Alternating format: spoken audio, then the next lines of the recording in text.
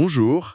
Quand on observe un sismographe, l'attention se porte très naturellement sur le pic le plus spectaculaire, la secousse principale. C'est le réflexe humain, oui. Exactement.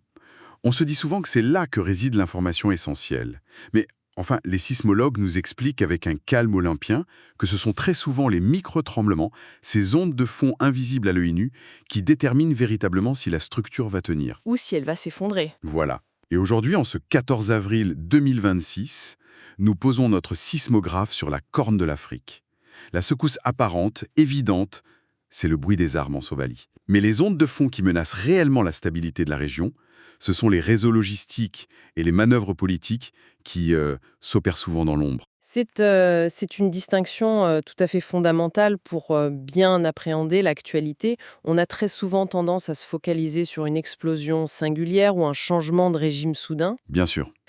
Pourtant, les véritables forces à l'œuvre, celles qui façonnent vraiment l'avenir de l'Afrique de l'Est, sont profondément institutionnelles et, je veux dire, économiques. C'est d'ailleurs la mission de notre décryptage d'aujourd'hui qui s'intitule Corne de l'Afrique, le réseau Al-Shabaab et la stabilité de la gouvernance en Somalie. Tout à fait. L'objectif de cette analyse approfondie pour nos auditeurs, c'est de dépasser le simple récit des événements pour vraiment décortiquer les mécanismes de cause à effet des 2 dernières semaines. Mais avant d'entrer dans le vif du sujet, il convient de préciser le cadre de cette diffusion. Ce bulletin d'information est sponsorisé par ProWave AI, dont la mission est d'alimenter l'intelligence globale, le fameux Powering Intelligence. Absolument. Et par ailleurs, le contenu de cette analyse est généré par Stylo News, qui est une application d'actualité propulsée par l'intelligence artificielle. Et pour la parfaite compréhension du public, je crois qu'il est important de détailler rapidement ce que représente cet outil. Oui, sur le plan technique, l'application Stylo News, c'est en fait la déclinaison destinée au grand public d'un logiciel très puissant, le stylo Intellops. Ce n'est pas un simple agrégateur d'articles donc. Pas du tout. C'est un outil analytique qui a été conçu à l'origine pour les opérations d'entreprise à grande échelle. Ça inclut les agences gouvernementales, les forces de sécurité ou même les grandes firmes multinationales. Ce qui veut dire que les auditeurs qui nous écoutent en ce moment bénéficient d'un accès à un niveau de synthèse initialement réservé aux décideurs stratégiques. C'est exactement ça. L'outil compile, traduit et recoupe des centaines de sources en temps réel pour en extraire des schémas cohérents, le tout sans générer de peur et surtout sans aucun biais partisan. La neutralité est en effet la pierre angulaire de notre bulletin. Nous allons donc examiner les modèles d'événements récents et leurs impacts à toutes les échelles, en nous basant strictement sur les faits. Et pour comprendre la stabilité de cette région, la logique commande de débuter par la réalité du terrain, le terrain militaire. Oui, les données récentes de ces 2 dernières semaines montrent que l'activité du réseau Al-Shabaab reste massivement concentrée dans le centre et le sud de la Somalie. On parle particulièrement des régions de Bay, du Lower Shabelle, de Mudug, autour de Jilib, et même près de la frontière kenyane, vers Mandera. Face à cette présence, les forces somaliennes, je pense notamment au commando Gorgor et à la brigade Danab, qui sont appuyées par la mission de l'Union africaine, l'ASSOM, eh bien, elles ont considérablement intensifié leurs frappes. On rapporte des chiffres assez importants, non? Tout à fait. Près de 70 combattants tués à Mudug récemment, 12 autres près de Baidoa. Et du côté américain, l'US Africom a enregistré 49 frappes rien qu'au premier trimestre 2026. 49 frappes, c'est un record absolu. C'est un rythme inédit, oui. Mais justement, il y a un problème de logique ici qui m'interpelle. Comment un groupe que l'on dit acculé, retranché dans des zones rurales, peut-il absorber un tel niveau de frappe constante sans s'effondrer militairement? Je veux dire, toute force conventionnelle aurait déjà cédé. C'est une excellente question. Parce que se focaliser uniquement sur le nombre de frappes, c'est un peu confondre le symptôme et la maladie. La capacité de résilience d'Al-Shabaab ne réside pas dans ses fantassins sur le terrain, Elle réside où alors? dans la sophistication incroyable de sa chaîne d'approvisionnement. Ce n'est plus une simple milice locale, c'est devenu une véritable multinationale de la contrebande. Pour comprendre comment ils survivent, il faut absolument regarder au-delà des frontières somaliennes. Vous pensez à l'opération récente au Kenya. Exactement. Prenons la saisie opérée par les autorités kenyanes dans le quartier d'Islay, à Nairobi. 725 uniformes de combat ont été saisis. Et le mécanisme de cette opération est fascinant parce que ces équipements ne sont pas du tout fabriqués localement. Attendez, ils viennent d'où? Ils ont été commandés et expédiés depuis la Chine. C'est justement ce mécanisme qu'il faut expliquer au public. Comment des équipements militaires chinois finissent-ils entre les mains d'un groupe terroriste, en pleine brousse somalienne? Ça traverse la moitié du globe. Eh bien, ça fonctionne très exactement comme l'évasion fiscale ou le blanchiment d'argent classique, mais appliqué à la logistique militaire. Le réseau terroriste utilise des entreprises, Des entreprises écrans, c'est ça? voilà, des entreprises écrans kenyanes. Ces sociétés sont officiellement enregistrées pour faire de l'import-export de biens civils tout à fait légaux. Elles commandent du matériel en Asie, les containers arrivent au port de Mombasa ou parfois par fret aérien, avec des déclarations de douane totalement falsifiées. Et une fois sur le sol kenyan, Une fois au Kenya, la marchandise est dispatchée dans des quartiers commerçants très denses, comme Eastleigh, qui servent en fait de zone de tri. Ensuite, c'est acheminé de manière clandestine à travers la frontière poreuse avec la Somalie. Donc, frapper un camp d'entraînement à Moudoug, ça élimine des recrues, certes. Mais démanteler une société écran à Nairobi, ça asphyxie le réseau entier. ce qui explique d'ailleurs l'engagement massif des États-Unis au Kenya. On parle d'un investissement très récent de 71 millions de dollars par Washington pour moderniser la base aérienne de Manda Bay. C'est un investissement colossal, oui. Sur le papier, la déclaration officielle nous dit que c'est pour sécuriser la frontière et améliorer les capacités de poursuite judiciaire conjointe. Mais enfin, quand on lit entre les lignes des rapports géopolitiques que Stylo News a compilés, on comprend vite que l'enjeu dépasse largement Al-Shabaab. Il y a une volonté évidente de contrer l'influence militaire chinoise qui s'est solidement ancrée juste au nord. À Djibouti, oui. Exactement à Djibouti. Il y a indéniablement de cela dans les calculs stratégiques. Les décideurs militaires occidentaux perçoivent aujourd'hui le Kenya comme le véritable centre de gravité de toute l'Afrique de l'Est. Cependant, il ne faudrait pas réduire cet investissement à Manda Bay à une simple réaction face à Pékin. L'objectif premier, immédiat, ça reste le contrôle de ces flux illicites. Parce que cette hydrologistique ne s'arrête pas à l'Asie ou au Kenya. Opérationnel jusqu'en Europe. L'inculpation très récente à Londres de Jermaine Grant, un ressortissant britannique, qui est accusé d'avoir dirigé les opérations d'Al-Shabaab entre 2007 et 2010, illustre parfaitement ce point. Des faits qui remontent à plus de 15 ans. Le fait qu'une justice occidentale engage des poursuites seulement aujourd'hui démontre la profondeur historique du réseau. On a donc d'un côté des efforts internationaux considérables pour couper ces artères mondiales, mais, et c'est là que le dossier se corse, ces succès diplomatiques et militaires risquent d'être réduits à néant par un phénomène purement interne à la Somalie. La crise politique? Exactement. Pendant qu'on traque des conteneurs d'uniformes au Kenya, le socle même de l'État somali se fissure. La crise de la gouvernance actuelle est peut-être la menace la plus imminente pour la région. Absolument. Car la sécurité militaire, aussi efficace soit-elle, est totalement inutile sans une stabilité politique pour la consolider. Et en Somalie, en ce moment, toute l'attention des décideurs se concentre sur une date très précise, le 15 mai 2026. C'est la date de l'expiration du mandat fédéral actuel, c'est bien cela? C'est ça. Le gouvernement central de Mogadiscio, qui est dirigé par le président Hassan Sheikh Mohamoud, tente d'imposer des réformes constitutionnelles majeures avant cette date. L'axe central de cette réforme, c'est la transition vers le suffrage universel direct, le fameux principe du « un homme, une voix ». Un modèle qui a d'ailleurs fonctionné lors des récentes élections locales dans la capitale. Oui, Mogadiscio a prouvé que c'était techniquement faisable à petite échelle. Et sur le papier, pour un observateur lointain, l'idée du suffrage universel semble être l'évolution naturelle, l'évolution saine pour n'importe quelle démocratie. C'est ce qu'on pourrait penser, en effet. Pourtant, quand on regarde les faits de ces 2 dernières semaines, l'application de ce principe est en train de créer un chaos monumental au niveau des États régionaux somaliens. Pourquoi est-ce que cette volonté, somme toute démocratique, déclenche une telle résistance? Parce qu'elle vient démanteler l'architecture même du pouvoir somalien. C'est un pays qui repose depuis des décennies sur un système très complexe de partage du pouvoir entre les clans. Le système du 4.5, historiquement. Exactement. Instaurer le suffrage universel direct, cela signifie retirer le pouvoir de sélection des mains des chefs de clan traditionnels et des leaders régionaux pour le remettre directement à la population. Je vois. Donc, les dirigeants locaux perdent leur influence directe sur le choix des représentants. C'est pire que ça pour eux.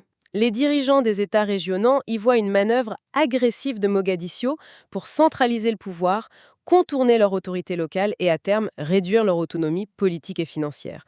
Ce n'est pas juste un débat constitutionnel de salon, c'est une véritable lutte existentielle pour le contrôle institutionnel du pays. Une lutte qui a d'ailleurs pris une tournure très concrète, très physique sur le terrain récemment. Les rapports indiquent que le gouvernement fédéral a repris le contrôle militaire de Baïdoa. La capitale de l'État du Sud-Ouest, oui. C'est ça, le dirigeant régional Abdiaziz Laftagaren s'opposait frontalement à Mogadiscio concernant l'organisation des élections locales. Face à l'avancée des troupes fédérales, il a dû démissionner et fuir vers Nairobi, au Kenya. Mais le détail le plus intrigant de cette manœuvre, et c'est là que la géopolitique régionale intervient, ça concerne les troupes éthiopiennes. Un acteur historique incontournable dans cette zone. Historiquement, oui, l'Éthiopie a toujours eu une influence massive au sud-ouest. Pourtant, ces soldats, qui étaient présents à l'aéroport de Baidoa au moment des faits, sont restés l'arme au pied. Ils n'ont absolument rien fait pour protéger le leader régional. Comment explique-t-on cela? C'est un changement de paradigme fondamental dans la chaîne de commandement. Pendant des années, l'Éthiopie intervenait souvent de manière unilatérale en Somalie, principalement pour sécuriser ses propres intérêts frontaliers. Mais Addis Abeba a récemment accepté de placer ses forces sous l'autorité directe de la nouvelle mission de l'Union africaine, le SOM. Ce qui change tout au niveau des règles d'engagement. Absolument tout. Ce changement administratif a eu des répercussions physiques immédiates sur le terrain. En obéissant désormais à un commandement central africain, les forces éthiopiennes ne peuvent plus s'interposer de leur propre chef dans un conflit politique purement interne à la Somalie. Donc elles sont restées neutres par obligation. Voilà. Et cela a laissé le champ totalement libre aux forces fédérales somaliennes, qui sont d'ailleurs formées par la Turquie, pour reprendre la ville de Baidoa sans qu'un seul coup de feu ne soit tiré avec les Éthiopiens. Mais cette démonstration de force du gouvernement central a eu un prix sécuritaire immédiat. Peu de temps après son arrivée perçue comme triomphale à Baidoa, le président somalien a survécu de justesse à une attaque au mortier. En parallèle, des régions entières comme le Puntland, le Jubaland et désormais ce fameux État du Sud-Ouest remettent ouvertement en cause la légitimité du pouvoir de Mogadiscio. Ce qui crée une véritable paralysie de l'appareil d'État. C'est un paradoxe assez frappant, je trouve. En voulant imposer une réforme constitutionnelle qui est censée moderniser et pacifier le pays, le gouvernement a créé un vide politique béant. Et c'est très exactement ce que révèlent les analyses de sentiments que nous avons pu examiner, issues des observateurs locaux et des réseaux sociaux sur le terrain. L'opinion publique et la classe politique sont profondément fracturées aujourd'hui. Il y a deux camps bien distincts qui se dessinent dans les sources. Oui. D'un côté, un segment de la population soutient fermement la ligne présidentielle. Ils estiment qu'une autorité centrale forte, un peu autoritaire même, est l'unique moyen de mettre fin au népotisme clanique et de garantir un ordre durable. Et de l'autre côté, De très nombreux analystes locaux et internationaux alertent sur les dangers de cette méthode de passage en force. Ils perçoivent l'approche de Mogadiscio comme excessivement militarisée. L'Union africaine elle-même craint ouvertement qu'une telle tentative ne déclenche une nouvelle guerre civile. Un scénario de paralysie institutionnelle qui, évidemment, bénéficierait instantanément au réseau Al-Shabaab. Le problème, au fond, c'est que la Somalie ne tente pas de résoudre cette équation politique complexe dans une bulle isolée. Le pays navigue au milieu d'un échiquier mondial d'une volatilité assez rare. Et ces ondes de choc géopolitique et économique international viennent heurter de plein fouet les dynamiques locales. Les crises s'entremêlent, oui. prenons par exemple l'intervention croissante de la Turquie. Les données de ces derniers jours montrent que le navire de forage pétrolier turc, le Sagrebay, se prépare pour la toute première campagne d'exploration offshore au large des côtes somaliennes. Il faut bien comprendre la mécanique de cette alliance turco-somalienne. Pour Ankara, la motivation est double. D'une part, s'assurer une future indépendance énergétique potentielle, mais surtout consolider une base stratégique navale majeure à l'entrée de la mer Rouge et de l'océan Indien. C'est un placement géopolitique de premier ordre. Absolument. Et pour le gouvernement fédéral somalien, c'est la promesse de revenus faramineux, capables enfin de financer la reconstruction matérielle de l'État. Cependant, l'introduction de cette potentielle manne pétrolière dans un climat politique déjà aussi fracturé agit comme un énorme accélérateur de tension. J'imagine que les régions veulent leur part du gâteau. Exactement. Les États régionaux veulent des garanties constitutionnelles avant même que le premier baril ne soit extrait. Ils craignent que Mogadiscio n'utilise ses revenus de manière discrétionnaire pour renforcer sa suprématie militaire et les écraser. Et c'est là que le contraste est saisissant. Pendant que le pays cherche de l'or noir au fond de l'océan, la survie quotidienne et alimentaire des populations est menacée par des événements qui, eux, se déroulent à des milliers de kilomètres de là. C'est l'illustration brutale de la mondialisation des crises. Vous parlez de la situation au Moyen-Orient ? Oui, le conflit impliquant l'Iran et les États-Unis qui a provoqué le blocage partiel du détroit d'Ormuz et de la mer Rouge. La conséquence physique immédiate de cela, c'est que les navires commerciaux et les navires humanitaires refusent de traverser cette zone de guerre. Ils sont donc obligés de faire un détour immense, de contourner tout le continent africain par le cap de Bonne-Espérance. Et l'allongement de ces routes maritimes, ce n'est vraiment pas qu'un détail logistique pour les armateurs. C'est un véritable mécanisme de crise économique à retardement pour toute l'Afrique. L'ONU et la Banque africaine de développement ont d'ailleurs modélisé ces impacts avec une grande précision. Quels sont les effets concrets de ce détour sur l'économie locale? Le temps de trajet supplémentaire fait littéralement exploser les coûts de fret et d'assurance maritime. Et bien sûr, cette hausse est immédiatement répercutée sur le prix final des biens de consommation. Cela génère une inflation importée massive qui vient déprécier la monnaie de 29 pays africains à ce jour. 29 pays, c'est colossal. Mais l'aspect le plus critique à court terme, ça concerne le marché des engrais. Oui, le calendrier d'une cruauté implacable. Ces retards majeurs d'acheminement surviennent au moment précis des saisons de plantation en Afrique de l'Est. Si les agriculteurs kényans ou somaliens ne reçoivent pas leurs engrais à temps, les rendements agricoles de l'année chutent drastiquement. Ce qui nous amène à des prévisions très sombres. L'ONU estime en effet que ce simple engrenage logistique menace de plonger 45 millions de personnes supplémentaires dans un état d'insécurité alimentaire grave, voire de famine. C'est la réalité de notre économie mondiale. Un missile tiré en mer Rouge finit par détruire une récolte au Kenya ou en Somalie quelques mois plus tard. Et face à cette instabilité macroéconomique importée, chaque État de la région tente de s'adapter avec les moyens du bord. Le cas du Kenya, dont nous parlions tout à l'heure, est particulièrement édifiant. Le pays fait face à cette inflation mondiale fulgurante, tout en subissant en même temps des catastrophes climatiques internes très sévères. Les inondations récentes ont été dévastatrices. Oui, autour de Nairobi et de Kisumu, on dénombre malheureusement plus de 108 morts et des milliers de déplacés ces dernières semaines. Et pourtant, dans ce contexte accablant, le gouvernement kényan a fait un choix économique qui se veut très pragmatique. Il vient d'annoncer la réouverture de sa frontière terrestre avec la Somalie. Ce qui, honnêtement, peut sembler contre-intuitif à première vue pour le public. Pourquoi diable ouvrir une frontière avec un pays aux prises avec une insurrection armée, surtout quand vos propres autorités viennent de saisir 725 uniformes de contrebande destinés à des terroristes? En apparence, ça semble paradoxal, mais c'est un calcul de pure régulation de la part des décideurs kenyans. Ils savent pertinemment que la frontière est perméable de toute façon. La contrebande existe, elle est là. La fermer sur le papier ne change rien à la réalité du terrain. Exactement. En rouvrant officiellement les postes frontières, l'objectif n'est pas de faire preuve d'angélisme. C'est une volonté stricte de formaliser ce commerce transfrontalier. Il s'agit de faire entrer un maximum de flux économiques dans un cadre légal pour pouvoir les taxer, stimuler l'économie de la communauté d'Afrique de l'Est et surtout assécher financièrement les réseaux criminels qui prospèrent grâce à leur monopole sur la contrebande. C'est fascinant. Si l'on rassemble toutes ces pièces du puzzle, on a les routes maritimes perturbées, les navires de forage turcs en approche, la lutte constitutionnelle interne en Somalie, les inondations au Kenya. Au milieu de ce paysage, quels sont les véritables indicateurs que le public doit surveiller dans les semaines à venir?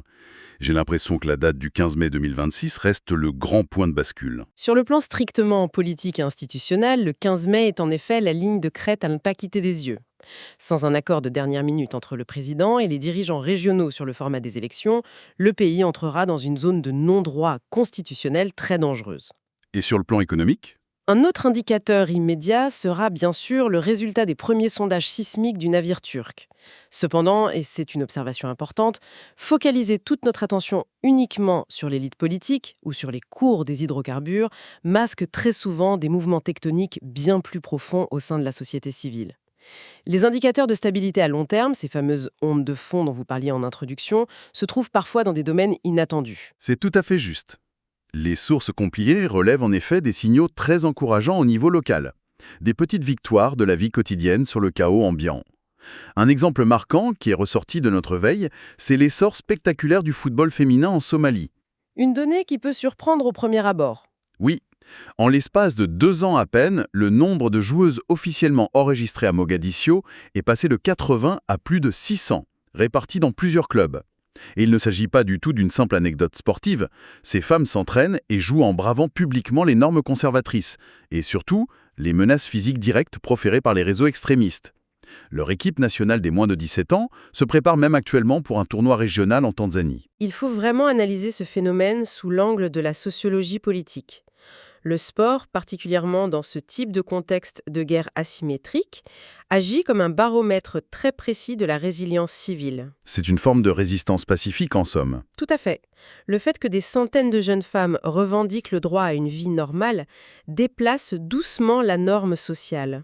Cela montre, de manière très empirique, que l'emprise idéologique des réseaux terroristes recule progressivement dans les grands centres urbains. De plus, à l'échelle du continent, on note que la Confédération africaine de football vient d'élargir la Coupe d'Afrique des Nations à 28 équipes, ce qui ouvre de nouvelles opportunités formidables d'intégration régionale par le biais du sport. C'est un vecteur d'unité puissant. Et cette volonté d'intégration et de reconstruction se manifeste également au-delà des frontières, au sein même de la diaspora mondiale. Car, on le sait, des milliers de personnes continuent de fuir l'insécurité chronique de la région. Un rapport récent, en provenance d'Australie, met justement en lumière le succès d'un programme nommé CRISP. C'est un dispositif de relocalisation communautaire, c'est bien ça? Exactement. Récemment, une famille somalienne qui avait dû fuir les exactions d'Al-Shabaab a été réinstallée avec succès dans la banlieue de Melbourne. La particularité remarquable de ce dossier spécifique, c'est que l'intégration sociale, linguistique et professionnelle de cette famille a été entièrement prise en charge par un groupe de bénévoles interconfessionnels locaux. Des citoyens ordinaires qui se sont mobilisés. Ce type de rapport est essentiel, car il démontre que la résolution des crises ne passe pas uniquement par des accords bilatéraux froids entre États ou par des résolutions de l'ONU. L'action communautaire à la base offre des modèles de cohésion sociale extrêmement viables face aux vagues migratoires. Ces succès civils, qu'ils se déroulent sur un terrain de football poussiéreux à Mogadiscio ou dans une banlieue résidentielle de Melbourne, ce sont les fondations réelles sur lesquelles un État stable peut se construire à long terme. Absolument. Mais, et il y a un mais, pour que ces initiatives prospèrent sur le territoire somalien lui-même, elles ont impérativement besoin que le sommet de l'État cesse de se fracturer. La base ne peut pas tenir si le toit s'effondre. Le tableau général de la Corne de l'Afrique reste donc d'une immense complexité. Pour résumer pour notre public, nous avons d'un côté une hydrologistique terroriste, traquée depuis les rues du Kenya jusqu'aux tribunaux de Londres, de l'autre, une économie mondiale fébrile qui étrangle les approvisionnements agricoles à cause d'un conflit maritime lointain en mer Rouge, et au centre de tout cela, un État somalien qui doit réinventer sa constitution sans déclencher de nouvelles guerres civiles. Et c'est en liant, comme nous venons de le faire, l'économie et la politique que se dessine l'enjeu majeur de la prochaine décennie pour cette région. Une réflexion que l'on peut d'ailleurs soumettre à l'analyse de nos auditeurs pour prolonger ce bulletin. La question centrale, l'inconnue de cette équation, c'est la suivante. La découverte très probable d'immenses gisements de pétrole offshore par ces navires turcs va-t-elle agir comme un électrochoc positif? Une incitation à s'unir, en somme. Voilà. Va-t-elle forcer les chefs régionaux et le gouvernement fédéral à s'entendre, à forger une véritable unité nationale pour partager équitablement cette nouvelle richesse et rebâtir enfin les infrastructures du pays? Ou bien à l'inverse, cette perspective soudaine de milliards de dollars deviendra-t-elle le carburant ultime de la discorde, poussant chaque région à faire sécession pour s'emparer jalousement de son propre butin? L'or noir a cette capacité historique de cimenter la paix ou de financer la fragmentation définitive d'un territoire. L'histoire contemporaine de nombreux États producteurs d'hydrocarbures montre malheureusement que les deux scénarios sont tout à fait possibles. C'est un dossier que l'évolution des faits sur le terrain nous permettra de suivre avec attention. Et avant de clore ce bulletin, je pense qu'il est important de rappeler que cette capacité à croiser les dynamiques militaires, économiques et sociales provient directement de l'architecture même de Stylo News. Oui, il faut expliquer comment y avoir accès. Pour les personnes dans le public intéressées par une compréhension sans filtre et vraiment objective des événements mondiaux, il est utile de préciser le fonctionnement de cette technologie. L'application Stylo News est disponible en téléchargement pour les particuliers sur ordinateur et sur mobile. Et l'intérêt principal du système, c'est vraiment qu'il élimine le bruit médiatique ambiant. En s'appuyant sur l'intelligence artificielle, l'application parcourt en permanence des centaines de sources d'informations traditionnelles à travers le monde, mais aussi les données diffusées en temps réel sur la plateforme X. Elle recoupe tout cela. Exactement. Elle compile ces milliers de points de données brutes pour produire des rapports personnalisés, des rapports synthétiques et surtout neutres. C'est l'équivalent, pour un particulier, de posséder un centre de veille stratégique automatisé dans sa poche, un outil conçu pour informer de manière factuelle, sans jamais chercher à orienter l'opinion ou à générer de l'anxiété. Il est donc vivement conseillé aux auditeurs souhaitant approfondir leur lecture de l'actualité de s'abonner au service. La plateforme www.stylonews.com permet de générer des actualités à la demande, offrant ainsi une vision claire et factuelle des enjeux contemporains. Une ressource inestimable aujourd'hui. Absolument. Eh bien, ce bulletin d'information touche désormais à sa fin. Il est temps de quitter un instant notre ton de présentateur pour remercier très chaleureusement et très sincèrement le public pour son écoute attentive aujourd'hui. Merci à tous de nous avoir suivis. L'actualité est dense, elle est souvent complexe à démêler, et l'intérêt que vous portez à ces analyses de fond nous est infiniment précieux. Les retours et les suggestions de notre public sont d'ailleurs toujours les bienvenus. Il est tout à fait possible de nous proposer des sujets, des crises régionales spécifiques ou des phénomènes macroéconomiques que vous souhaiteriez nous voir décortiquer pour de futures analyses approfondies.